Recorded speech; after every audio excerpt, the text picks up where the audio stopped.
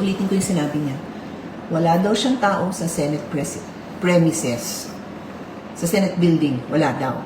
Pero dun niya ni-reveal the following day, May 14, Thursday, na merong tao sa GSIS.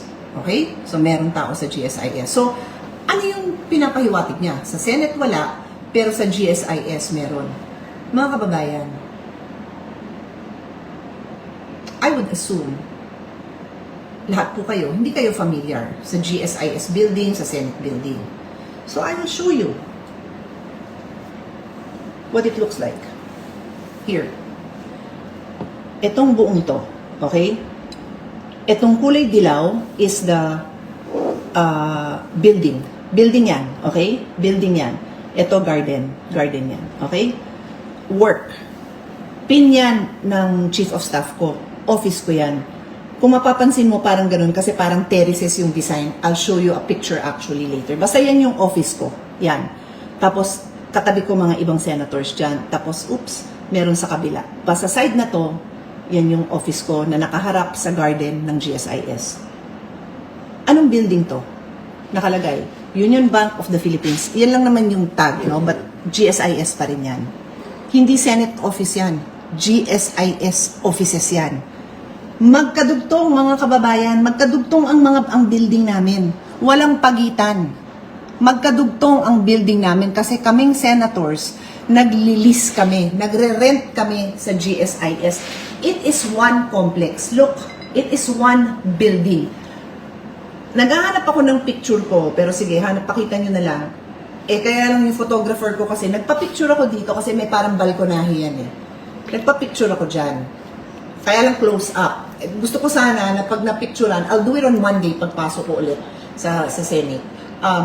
Pag picture mo na ganun, makikita mo yung likod nun. Ang likod nun, yung garden that we share. Okay? So, pag sinabi ni NBI, ayan, ito yung picture ko. Unfortunately, sobrang galing ng photographer ko. Hindi mo makikita yung likod nun. Pero, yan, yung mga halaman ko dyan. Yan yung naka-display dyan sa balkonahe.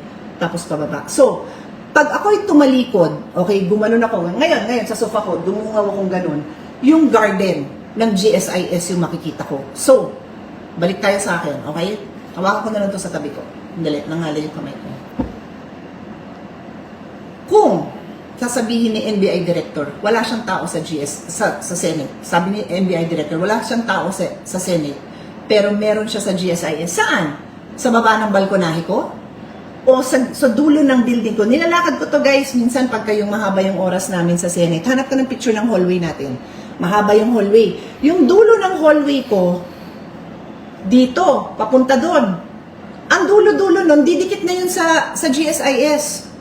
So, nasan yung NBI niya? Doon sa kabila lang ng pader. So, pag kinatok ko, babalikan ako ng katok ng NBI agent niya. Andito lang po kami sa likod. Wala ho kami dyan sa premises nyo. So, yan ba ay maayos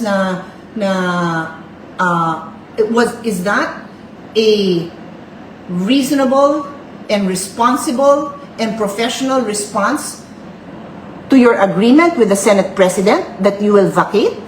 Tapos nandun ka lang pala sa gilid namin? Pag naghulog ako ng barya, dun sa ganon, sasaluhin ng agent mo yon. Pag kinatok ko yung pader, nandun pala yung agent mo. Tapos hindi ka makasaklolo? Sasabihin mo, wala kang tao? Anong klaseng tao ka? Paano ng mga kababayan natin kung naglolokohan tayo ng ganito?